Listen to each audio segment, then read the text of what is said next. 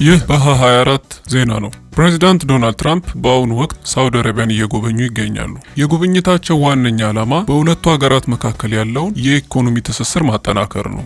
ከሳውዲ አረቢያ ወደ አሜሪካ ከፍተኛ መጠን ያለው ኢንቨስትመንት እንደሚፈልስ ይጠበቃል። ይህም እስከ ትሪሊዮን ዶላሮች ሊደርስ እንደሚችል ይገመታል። ይህንንም ለማሳካት ስልታዊ የኢኮኖሚ አጋርነት ስምምነት ተፈራርመዋል። ሌላኛው ከተስማሙባቸው አንኳር ነጥቦች ውስጥ የጦር መሳሪያና የኒውክሌር ትብብር ነው። ዩናይትድ ስቴትስ ለሳውዲ አረቢያ ከፍተኛ የጦር መሳሪያ ሽያጭ ልትፈጽም እንደምትችል እየተነገረ ነው። በተናጠል አሜሪካ ከእስራኤል ጋር መደበኛ ግንኙነት መፍጠርን ቅድሚያ የምትሰጠው ሁኔታ ቢሆንም ለሳውዲ አረቢያ የሲቪል ኒውክሌር ፕሮግራም ድጋፍ በተመለከተ ውይይት እያካሄደች ትገኛለች። ሌላኛው የውይይታቸው አንኳር ነጥብ ከሆኑት ውስጥ የሪጂናል ወይም ደግሞ የአካባቢያዊ ጉዳይና ዲፕሎማሲን በተመለከተ ነው። የፕሬዝዳንቱ ጉብኝት ከሁለትዮሽ ግንኙነት ባለፈ ቀጠናዊ ጉዳዮችንም እንደሚያካትት ይጠበቃል። እነዚህም የኢራን የኒውክሌር ባለቤት የመሆንን ፍላጎት፣ በጋዛ ያለውን ግጭት፣ በዩክሬን ያለውን ጦርነት እና የመሳሰሉትን ሳውዲ አረቢያ ሊኖራት ስለሚገባው ሚና